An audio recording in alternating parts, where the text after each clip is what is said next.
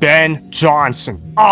Supposedly the most desired name on the coaching market in recent memory? Well, Ben Johnson decided not to become a head coach after all, as he will remain with the Detroit Lions as their offensive coordinator. This is Sports Guy Talking that you guys are watching and listening to. I am Dustin Tran, your host, as I am here today to talk about Ben Johnson declining to become a head coach for both the Washington Commanders and the Seattle Seahawks. Despite helping Jared Goff turn around his NFL career, Ben Johnson decided that he was still not ready to be a head coach in the NFL. As a result of those actions, Ben Johnson is betting on himself to have another excellent season as the offensive coordinator of the Detroit Lions. Before I say anything else though, I want to present you guys with the topic question. So here it is. Did Ben Johnson make the right decision to stay with the Lions? Honestly, if I was to talk from a business standpoint, then absolutely not. If I had to talk in terms of a wins and losses perspective, maybe he made the right decision, though I still have doubts about that. I still think Ben Johnson made the wrong decision to stay with the Detroit Lions, because anytime an NFL team comes up to you and offers you a job to be the head coach of a National Football League team, you have to absolutely take that deal 9 times out of 10. Now, there are exceptions to that. For an example, if Daniel Snyder, former Redskins owner, came up to Ben Johnson and asked him, do you want to be the head coach of the Washington Redskins? Obviously, you're going to say no to that, because if you go coach for the Washington Redskins during the Daniel Snyder era, that's committing career suicide. You're not going to have any success in there whatsoever, because you're going to have no say in personnel matters, and you're not going to have a say in terms of who gets to play and who gets to sit on the bench. Now, obviously, if Ben Johnson got a call from David Tepper, who's the owner of the Carolina Panthers, and Ben Johnson said no, okay, I would understand that. And I'm a Panthers fan. I wanted Ben Johnson. I thought Ben Johnson would be a really good coach if he was a head coach in the National Football League. But I could understand why you would want to turn out David Tepper. You know, David Tepper is a guy that fires people left and right, and he has a lot of impatience on his name. And more importantly, David Tepper is the one calling the shots in terms of who makes the roster, in terms of who plays on the team and who doesn't play, and he micromanages you. So I can understand why you would want to turn down those kind of guys. However, the Washington Commanders don't have that type of ownership going on. They don't have Daniel Snyder owning the team anymore. They got Josh Harris, a guy that is known as one of the most patient owners in not just the NFL, but in all of professional sports. This guy was willing to let Brett Brown stay a long time, even though he was tanking for years. So obviously, you know that Josh Harris is a very patient man. Anytime Josh Harris comes up to you and says you can be a head coach in the National Football League, you have to take that offer via Ben Johnson. And have you guys seen the stock of Ben Johnson? It's probably not going to go higher than it is right now. I know a lot of people are saying, oh, the Detroit Lions, they could win a Super Bowl the following year, and then Ben Johnson could be the most wanted man in the history of the NFL. Yeah, right, like the Detroit Lions are going to win a Super Bowl next year, because obviously the Detroit Lions took advantage of a very weak NFC. That was one of the worst conferences that I've ever seen in my lifetime. For the Detroit Lions to advance to the NFC Championship game, again, good job to those guys for taking advantage of that opportunity. But let's be honest, it's not exactly like they were playing a gauntlet of teams in the NFC. There was a lot of bad football being played in that conference, and the Detroit Lions just simply took advantage of their opportunities. I don't think that's going to be the case the following year. Heck, just look at their own division. Their own division is going to get a lot tougher next year, because you look at the Green Bay Packers, who are an up-and-coming team. You've got Jordan Love, who's already playing like an elite quarterback in the National Football League. You've got Matt LaFleur, who's one of the best coaches in the National Football League as well. And then, of course, the defense is going to get better since they fired their defensive coordinator. Whoever they're going to bring in, he's got to be an upgrade over Joe Barry. That's for sure. And then, of course, the Chicago Bears. I think they're a team that can be an interesting football team next year if they get this year's draft right. They even hired a pretty good offensive coordinator in Shane Waldron. And then, of course, the Minnesota Vikings. Who knows what's going to happen with them in their situation, but if they bring back Kirk Cousins, maybe they can be a competitive team in the NFC. So my point is, this division is going to get a lot tougher next year, because the Detroit Lions got the benefit of having Kirk Cousins miss over half the season due to a torn Achilles, and that Jordan Love was in his first season starting games for the Green Bay Packers, as well as the fact that the Chicago Bears were still not that good of a football team to start off the year. They honestly could have been a playoff team had they just not gotten off to a slow start. My point is that the Detroit Lions are already peaking, and they're probably not going to get any better than what they are right now. If somebody told me the Detroit Lions would decline in their play next year, I wouldn't even bat an eye. I would say, yeah, that's pretty believable. And if somebody told me that Ben Johnson regressed as a coordinator next year, I could buy that as well. My point is, there was an incredible amount of risk coming back to the Detroit Lions, and not good enough of a reward board to stay. I know that he wants to win a Super Bowl title with the Detroit Lions, but geez, that franchise hasn't even been to a Super Bowl. How can you talk about winning a Super Bowl if your franchise hasn't even made it to a Super Bowl? And also think about the fact how you just tricked the Washington Commanders into thinking that you were all in with them because you didn't let those guys know until they were already boarding on a plane to Detroit. That is just a jerk move right there. I like Ben Johnson as a candidate, but come on, guys. You guys have to know how to schedule your meetings a little bit better than that, and you have to let them know in advance. So I blame Ben Johnson and his agent for that because obviously these coaches have agents, and their agents obviously set up meetings and arrangements, and for them to not let the Washington Commanders or the Seattle Seahawks know in advance about where Ben Johnson stood in this coaching cycle, that is certainly a jerk move that is not going to be looked upon in a positive light for Ben Johnson's image. Obviously, you look at how Ben Johnson had a great year with the Detroit Lions. I have to give him a lot of credit. In fact, I wanted the Carolina Panthers to hire Ben Johnson. Obviously, that didn't work out though, and I'm getting discouraged that Ben Johnson is rejecting all these offers because it's one thing to reject the Carolina Panthers. I could understand why you would reject the Carolina Panthers. Heck, if I was offered the head coaching job for the Carolina Panthers, I probably wouldn't even take it. And I'm a Panthers fan. I'm a diehard fan of the Carolina Panthers, and I probably wouldn't even take that job just because of the fact that I'm stuck in a dumpster fire. But to reject the Washington Commanders and the Seattle Seahawks, I mean, what are you waiting for? Their situations don't get much better than that. You've got a very patient owner in the case of the Washington Commanders. They're going to be very patient with the process. And then you also look at the fact how they have a ton of cap space this upcoming offseason, and they have the number 2 overall pick. Look, you ain't walking into a super team to coach in the NFL. Obviously, these teams have open coaching slots for a reason. It's because their teams were simply not good enough. Very rarely do you see a team where they made the playoffs year in and year out and they just say, okay, we're a head coach away from going to the Super Bowl or whatever the case may be. The Washington Commanders are obviously not in that position. I don't know what Ben Johnson could have wanted more out of that Commanders job because you look at the fact how the Commanders have a ton of cap space. They have a very patient owner. They have the number 2 overall pick. And for Ben Johnson to reject that job, I honestly don't know what he was thinking. And then, of course, you look at the Seahawks job. They're a pretty attractive destination as well. You look at the fact how they're still a competitive football team. They just barely missed out on the playoffs. They've had a winning season most of the time in the past decade. They're a well-run organization. For Ben Johnson to pass up on that opportunity, I'm not sure what Ben Johnson is seeing. What does Ben Johnson necessarily want? Does this guy just want to be a career offensive coordinator? Does he not want to be a head coach in the National Football League? Honestly, I think the real reason why Ben Johnson turned down these coaching jobs is because of the fact that he is afraid of change. I know that he's going to talk about wanting to stay in Detroit, but let's be honest, what is their attractiveness in Detroit? There's not really a whole lot to do over there. I mean, geez, he must really love the city of Detroit because there are not a lot of fun things that you can do in that city. And obviously, you look at the pay between offensive coordinator and head coach, it is night and day. An offensive coordinator is probably going to get the same amount of money as a head coach if he worked 5 times as long. So let me say this, just to make this clear for everybody. So if an offensive coordinator stayed at a place for 5 years, that salary is probably going to match up to an average head coach's salary in 1 year. My point is Ben Johnson lost out on a lot of money by doing that. The Washington Commanders were basically all set and prepared to hire Ben Johnson, and for Ben Johnson to pull the move that he did, I don't think that was a very smart marketing move by Ben Johnson. I think the real reason why he did this was because he was afraid of making that next step. He was afraid of becoming a head coach, and obviously you can tell that he's not ready for it. But honestly, these opportunities, they come and go very quickly. If you're not ready now, you might never be ready to go, because in a year, if you have a bad year or if you have a down year, no NFL team is going to want you as a head coach or maybe even as a coordinator. Look at Eric Bieniemy as an example. The dude was a 2-time Super Bowl champion, and he was the offensive coordinator for Patrick freaking Mahomes, who is an amazing quarterback, and he obviously played a role in the development of Patrick Mahomes. And now look at him. He can't even get an offensive coordinator position anywhere. He might have to take a position coach, or he might have to be out of the NFL entirely. So obviously, you look at how offensive coordinators, they live on thin ice. If you have one bad year, you're going to be viewed completely different. Look at Byron Leftwich. The guy was set to be a head coach for the Jacksonville Jaguars, and he said, you know what? I don't want to be a head coach because I don't want to go into a dumpster fire. And then he ends up having one bad year. Now he's fired. Now he's out of the NFL entirely. And then you look at Kellen Moore. He was a hot commodity for years, and obviously it didn't work out for him. He didn't take a head coaching job. He decided to take a sideways promotion to the Los Angeles Chargers. He ends up having a down year with Justin Herbert, and what happened? Now he is basically viewed as a coordinator level of a coach. He's probably not going to be a head coach in the NFL anytime soon. My point being is that Ben Johnson messed up big time. He obviously made the wrong decision to stay with the Lions. I think the Detroit Lions are going to be set up for regression next year. I would not be surprised if the Lions regress to being a mediocre team, especially with Jared Goff being on the verge of being one of the more overpaid players in the game of football. He's obviously a good quarterback, but the way the contract is going to be structured, Jared Goff is going to be getting paid more than $55 million a year, more than likely, in terms of what his next contract is going to be. Yeah, that's not going to be a great site to go to. I think the Detroit Lions are probably going to be a wild card team next year, best case scenario, but we'll see what happens. I don't think Ben Johnson made a good bet in terms of staying with the Lions and thinking that he could be a head coach in 2025. Obviously, these positions come and go pretty quickly. You have to take the opportunity when you get the chance to do so, and Ben Johnson stayed with the Lions not because he believed that he could win a Super Bowl with them, but because he is afraid of making that next step. If you have a coach like that, then he's obviously not head coach material, so maybe the Washington Commanders and the Seattle Seahawks dodged a bullet by not hiring him, because whoever they end up hiring, they might actually be better off with that, because they got a guy that actually believes in himself and his abilities. And if you're a coordinator and you don't believe in your own abilities to be a head coach, you're not going to be set up for success. That's just how life works. That's just how football is. And Ben Johnson made a grave mistake doing that. He made the wrong decision, plain and simple. So that is why Ben Johnson made the wrong decision to stay with the Lions, as he should have chosen to become a head coach for either the Commanders or the Seahawks. Remember, go ahead and subscribe to Sports Guy Talking,